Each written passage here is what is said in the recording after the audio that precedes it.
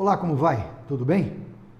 Seja bem-vindo, seja bem-vinda ao nosso canal Vascular na Veia.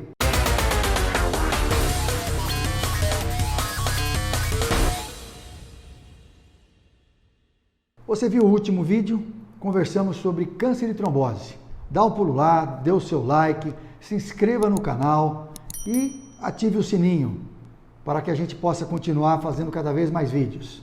Obrigado! Hoje nós vamos conversar sobre dores nos membros inferiores, dor nas pernas. Você sabia que a maior causa de procura ao médico é a dor?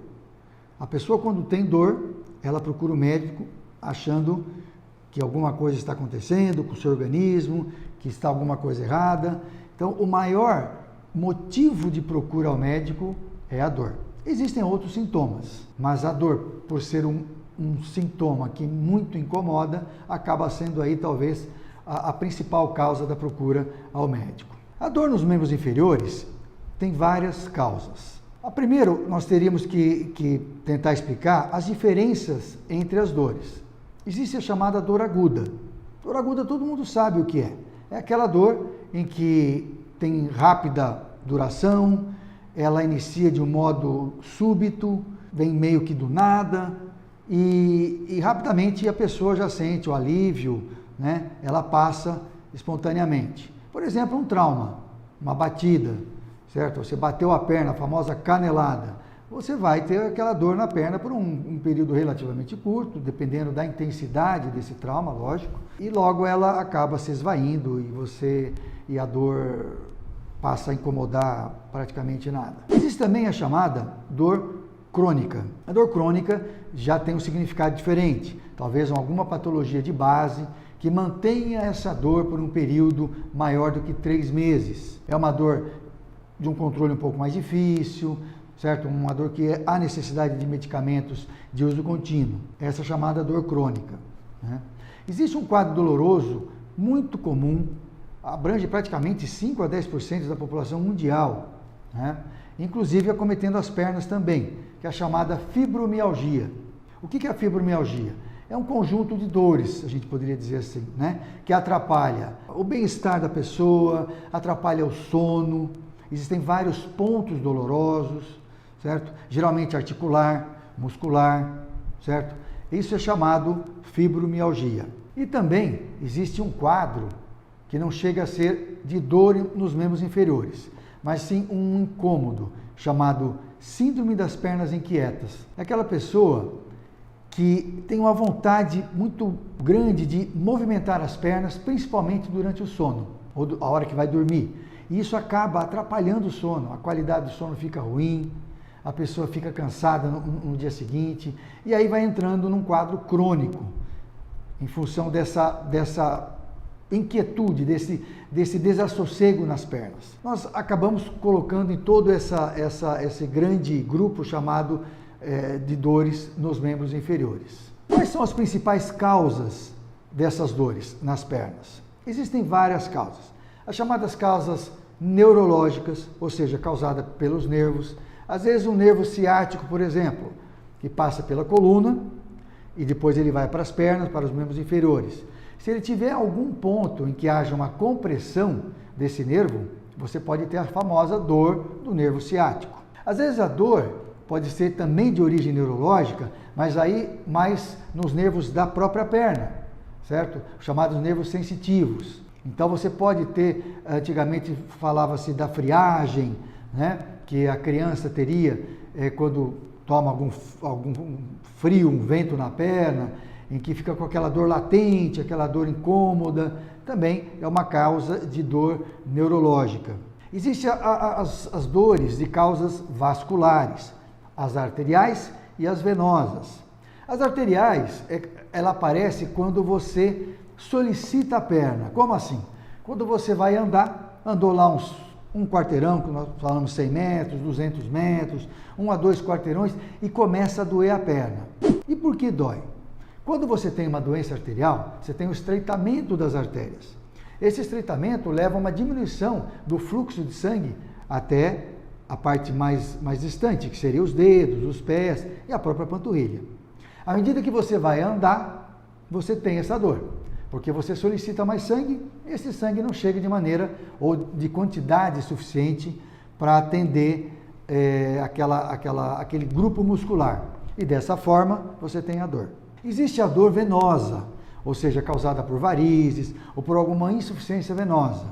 É uma dor já diferente. É uma dor que ela inicia geralmente a partir do final da manhã, intensificando até o fim do dia, chamada dor vespertina. E por que isso? Porque a pessoa dorme, ela descansa suas veias, acorda de manhã com a perna sem dor. À medida que vai passando o dia, de acordo com o trabalho, com a intensidade do uso da perna, as pernas vão ficando o quê? Cansadas. As pernas podem ficar pesadas e até ter algum grau de dor bem incomodativo assim, tá? Então, essas são as dores venosas. Existem também as dores de causas ortopédicas, reumatológicas. Por exemplo, como eu comentei no começo, você levou uma pancada na canela, chamada o osso tíbia, o que pode acontecer? Vai ficar um processo dolorido ali, mas você sabe que é em função desse trauma, dessa batida. Existem as dores ortopédicas em que você não vê. Por exemplo, se a pessoa tem algum desvio, né, na perna, chamada perna em X, ou a perna do cowboy, que nós chamamos de genu varum. Tem também o genu valgo, ou seja, são aquelas alterações do formato do joelho e da perna que pode cronicamente levar uma dor na perna. Por exemplo, o famoso esporão nos pés. Né? O que é o esporão? O esporão nós chamamos de uma espícula do osso, é uma saliência óssea que pode estar ali cutucando, inflamando algum nervo da região dos pés e pode ter em qualquer outro lugar. E as doenças também reumatológicas. Se você tem, por exemplo, uma crise de gota, você pode ter uma crise de gota no joelho, é uma dor na perna, pode ter uma crise de gota no dedão do pé, nós chamamos de hálux, né, esse dedo. E as outras causas de dor reumatológica. Por exemplo, se você tem uma artrose ou uma artrite, então você vai ter dor também nas pernas. Cada dor, cada segmento, ou seja, arterial, venoso, neurológico, tem um tipo de dor, a forma como ela começa, em que momento ela se manifesta mais, o que piora a dor, o que melhora a dor. Então, é lógico, é necessário que você procure um clínico geral ou um vascular, certo? Para que ele possa tentar orientá-los a respeito da origem dessa dor. Depois que você fez alguns exames, e quais são esses exames? Vários exames de sangue para você tentar fazer o diagnóstico de algum problema reumatológico, ortopédico, de algum problema que nós chamamos de central, certo? Se você está com um pouco de anemia, por exemplo, anemia é uma doença ou uma condição em que você tem diminuição dos glóbulos vermelhos e de repente você pode manifestar como cansaço nas pernas. Então é importante que você faça exames de sangue, exames de imagem, certo? O famoso ultrassom vascular, com o Doppler, em algumas situações até as tomografias ou a ressonância magnética, para que possa chegar no diagnóstico da causa dessa dor. Mas uma coisa sempre é importante, o médico, quando ouve bem a história do paciente, o relato da sua dor, examina o paciente de maneira adequada, isso é muito importante. E vou falar para você uma coisa, às vezes, fazendo uma boa história clínica, um bom exame clínico, em mais de 90% das vezes o médico tem condição de saber a origem da dor. Obviamente, você precisa às vezes de detalhes. Por exemplo, você sabe que aquela dor é de origem de uma safena que não está muito bem. Então aí nós lançamos mão do ultrassom para detectarmos em qual parte da safena que não está indo bem. Se há um refluxo das válvulas, então você começa a entrar num diagnóstico muito mais detalhado. E qual o tratamento? Como tratar? Depende da causa. Se você tiver uma causa ortopédica, você vai ter que procurar o seu ortopedista e fazer de repente uso de uma palmilha, certo? Fazer uma fisioterapia, que é um tratamento extremamente importante para que você corrija várias situações alteradas da parte ortopédica. Por exemplo, se você realmente detecta, a hora que fez um exame de sangue, uma alteração das provas inflamatórias, que nós chamamos. Então você poderá estar apresentando o quê? Algum tipo de reumatismo. Então o reumatologista, o geriatra, ele pode te ajudar nesse momento. E quando for alguma causa circulatória, o vascular é quem vai poder ajudá-lo. O que eu gostaria aqui de deixar também uma lembrança são as dores causadas pela diabetes, ou melhor, as alterações dos nervos, chamada neuropatia diabética, em que às vezes você, pelo contrário, você não tem dor. Você pode ter o quê? Uma perda da sensibilidade do nervo em função da diabetes, chamada neuropatia diabética, como eu comentei agora. E o que pode acontecer com isso? Você ter essa perda de sensibilidade e desenvolver aquelas úlceras, aquelas feridas.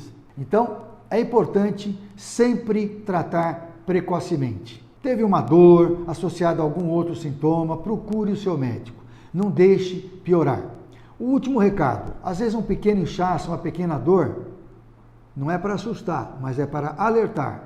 Pequeno inchaço, uma pequena dor pode ser um coágulo, um pequeno trombo que está na sua perna. E de repente esse trombo, esse coágulo, ele pode migrar e ir para o pulmão e dar o famoso tromboembolismo pulmonar, que muitas vezes pode ser fatal. Cuide-se! Fique ligado no nosso canal Vascular na Veia. Até mais, obrigado!